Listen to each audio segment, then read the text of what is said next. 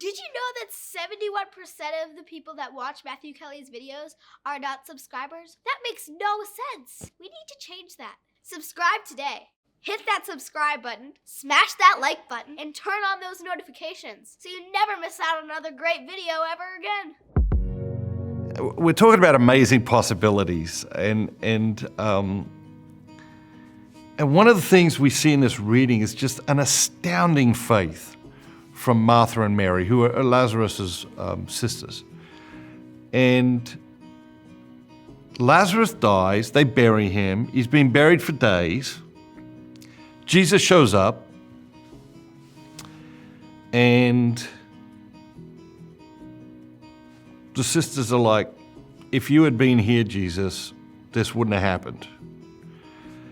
So firstly, that's amazing faith. That's just incredible faith.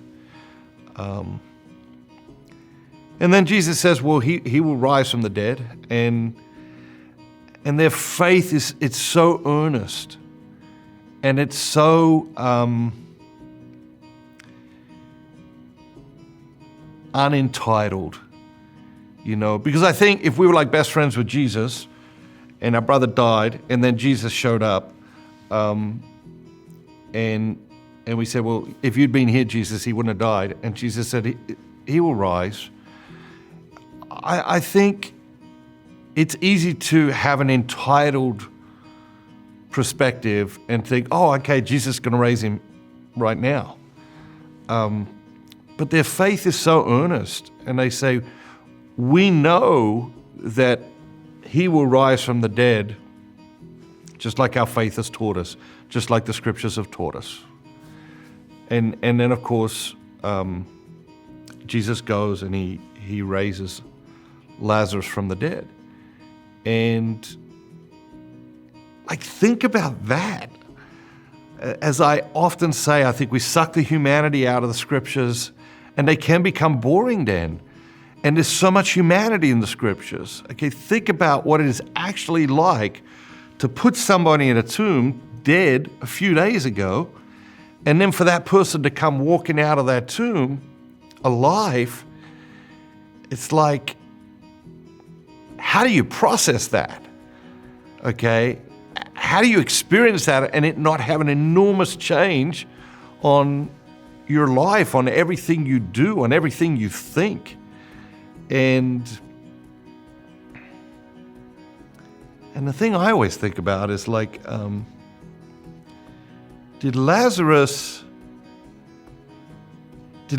actually want to be risen from the dead?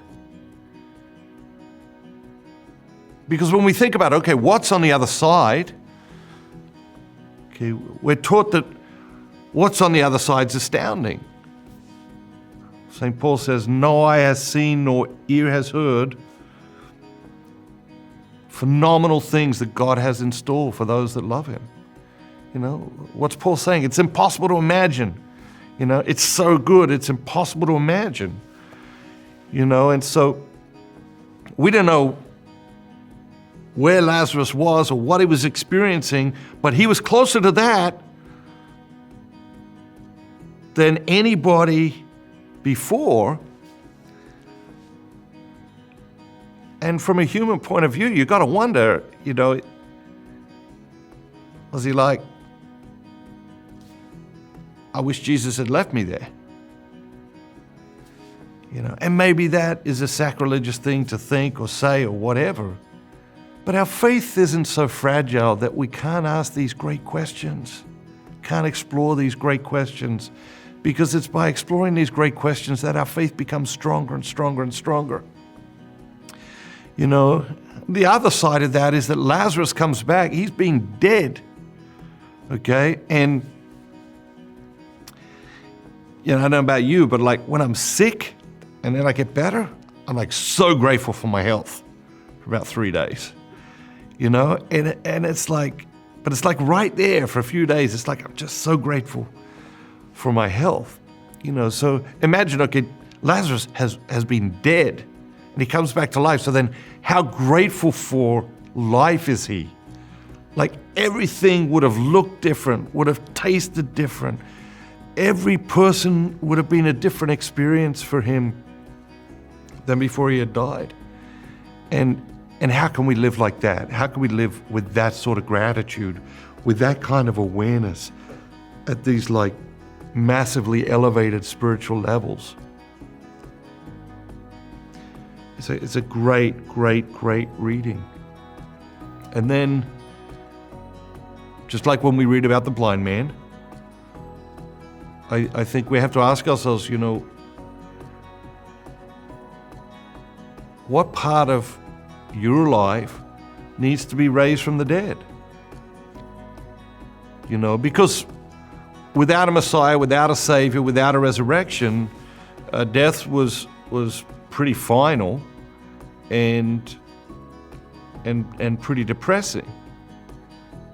But Jesus comes along and says, hold on a minute. Even death holds amazing possibilities. And so there might be some aspect of your life that is dead or almost dead or not working out. And I think today is a great day to turn to Jesus and say, listen, Jesus, I really need you to resurrect this part of my life.